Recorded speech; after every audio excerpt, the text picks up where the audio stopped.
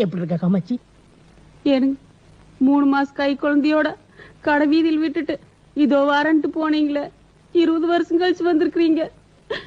இது எந்த விதத்துல நாயங்க மச்சா? என்ன செய்யுது காமாட்சி, என் நிலைமை அப்படி ஆயிடுச்சு. ஆமா, நம்ம குழந்தைங்க இதுதானுங்க நம்ம குழந்தை. இதான் நம்ம குழந்தை.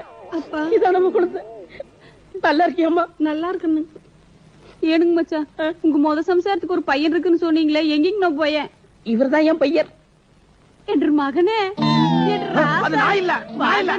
அம்மா கூப்பிடுறேன். இரு காமாட்சி, மைசன் இதான் உன் தங்கச்சி. டேய் தகப்பா, இது நியாயமா? உனக்கு அடுக்குமாடா? இது வரைக்கும் எத்தனையோ இடத்துக்கு என்ன பொண்ணு பார்க்க கூட்டிட்டு போனேன். அத்தனையும் வத்தலும் தொத்தலும் ஓட்டையும் உடசலுமா இருந்தது. இந்த ஒண்ணுதான் பாக்குறது கண்ணுக்கு லட்சணமா இருந்தது.